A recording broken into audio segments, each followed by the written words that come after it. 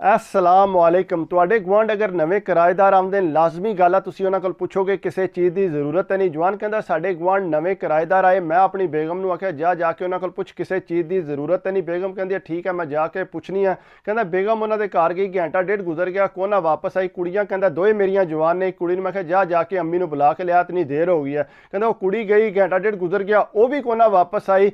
कहता मैं क्या चंगी हुई शरीफ औरत है बई जाके उन्होंने घर बह रही है। कहता दूसरी कुड़ी मैं क्या जा जाके कोठे तू अम्मी नूं आवाज़ मार, क्या फटोफट घर आ अबू पे बुलाते हैं। कहते कुड़ी थोड़ी देर बाद आई, कहते अबू आवाज़ा मारिया ने, थल्यों आवाज़ आती है पी लेकिन मेरी आवाज़ को नहीं जाती पी। कहता मैं जा जाके उन्होंने दरवाज़ा खड़का, क्या अम्मी नूं कि अबू घर बुलाण लगे ने। कहता कुड़ी गई, 2 घंटे गुजर गए, वो भी कोना वापस आई। कहता मैनू बड़ा वट चढ़िया, मैं जा लैंदे नूं इहदी खैर नहीं है। कहता 2 घंटे बाद जिसले वापस आई आके मैं चंगी तू शरीफ औरत है, उन्होंने घर जाके बह रही है, नवे किराएदार सी, तू केड़ा काम कीता, नाल कुड़ियां ने भी लै गई हैं। कहती है तो फिर की हो गया, बड़ी चंगी बाजी है, बहुत अच्छियां गल्लां करते हैं। मैं घर आवन लई सा, मैं घर जाके हांडी रोटी बनानी है। वो कहते रहन दिओ बाजी अज घर ना बनाओ, अज इत्थे ही बनाने आ, नाले मेरे हाथ दा तुसीं जायका चैक करो किस तरह का जायका है। कहते बहुत अच्छियां गल्लां करते हैं, बहुत ही प्यारी बाजी ने। कुड़ियां भी कहंदियां वाकई अबू बहुत अच्छे ने। वो कहता मैं चुप कर गया, जिस बिरयानी खाधी तो वाकई बहुत मज़े की बिरयानी सी।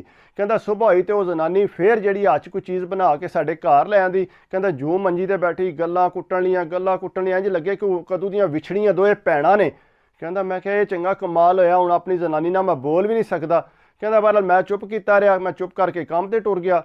कहता जिसले वापस आया तो बीवी बड़ी खुश है, तो कहते बड़ा मज़ा आता, शुक्र है कोई चंगे किराएदार आए ने। कहता मैं चल तेरे ही तो मुराद पूरी हुई है ना। कहता मैं चुप कर गया, करद्या करांदियां कहता इस तरह के फ्री हो गए, इंज लगे कि दोवां दा एक ही कार है, कदे उन्हां दियां कुड़ियां आईयां ने, कदे साडियां कुड़ियां गईयां ने। कहता इस तरह फ्री हो गए। कहता थोड़े कुछ देर बाद मैं तकिया कि साडे टमाटर प्याज जिहड़ा खर्चा है वो काफ़ी वध गया। मैं बेगम नूं आख्या कि साडा खर्चा कुछ ज़्यादा ही वध गया। कहंदी कि खर्चा वध गया। कहता दूसरे तीसरे दिहाड़े मैं टमाटर लियावना, प्याज लियावना, तेल लियावना, अगे तो साडा इतना खर्चा नहीं सी। कहंदी खर्चा तो सेम है। कहते नहीं लेकिन तू एहतियात कर, हुण साडा खर्चा ज़्यादा वध गई। कहते बेगम ने को ना गल गोली। कहता एक दिन मैं घर बैठा, सामने देखा उन्होंने कुड़ी आई सीधी साडे किचन च, जाके तू 2 टमाटर चुक के प्याज चुक के ते अपने घर लै गई। कहता मैं क्या चंगी कुड़ी ने पुछया भी नहीं किसी को, सीधी किचन च गई है, लैके घर टुर गई है। कहता मैं बेगम नूं आख्या मैं क्या तू देखा नहीं है कि नहीं देखा। कहता उन्होंने कुड़ी आई है टमाटर प्याज चुक के ते अपने घर लै गई है।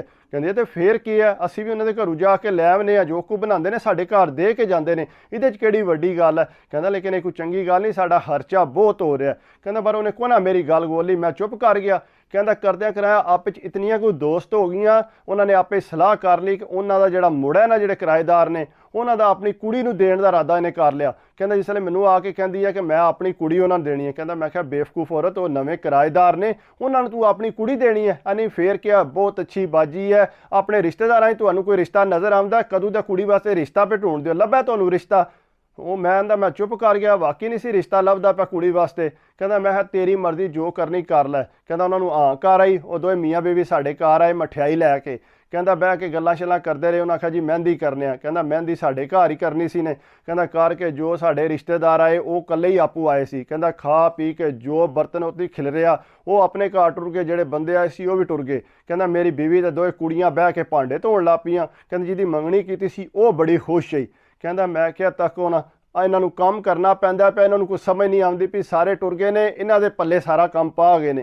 कहता मैं क्या तू किन्नी बेवकूफ़ है, तेनू पता नहीं लगता पिया सारे हथ तेनू इस्तेमाल पे करते हैं। नहीं नहीं कोई मैनू इस्तेमाल नहीं करता पिया, मैं बहुत खुश हाँ, मैं उन्होंने आपू आख्या तुसी जाओ। ठीक है तेरी मर्जी। कहता फिर उन्होंने दिहाड़े रख जी विआह करना है। उन्हें आख्या जी इन्ने सूट लैंदे ने, असां यह चीज़ लैंदी, असां जेवर पाना है। कहते बड़े खुशी मेरी जनानी, कहते उन्होंने इन्ना खर्चा करना है। कहते उन्हें वाकई जिसले सूट लियाते ना तो बड़ा महंगा सूट। कहता ताकि मेरे ही अक्खां खुल गई भी इन्ने पैसे इन्होंने को कित्थों आ गए। कहते देखे किराएदार हो के साडी कुड़ी दा कितना करते पे, इतना खर्चा इन्ना करना है। तो जिसले कहता जेवर की बारी हो, जिस असी शहर रहने उस सुनियारे को असी जेवर बनवाने, वो बीमार हो गया हस्पताल च, उन्होंने हार्ट अटैक होया, हुण सानूं ते बड़ा मसला बन गया जेवर का। कहता कोई मेरी बीवी आंदी है चलो खैर ही है, कोई नहीं मसला, जेवर किहड़ा बाद च पा लिओ कुड़ी नूं। कहते असी सूट ताके खुश होए। कहते अगों मैनूं कहंदी है कि मैं भी खर्चा चंगा करना। कहता मैं करज शरज चुक के खर्चा किया, जिसले विआह के कुड़ी दित्ती। कहता विआह तो बाद हफ्ते बाद कहते ने जी असां इत्थों जाना है, जिथे साडा शहर च मकान सी वो मकान सानू वापस मिल गया, तो असी उत्थे ही जाना चाहते हैं, सानू वो सही सूट करता है।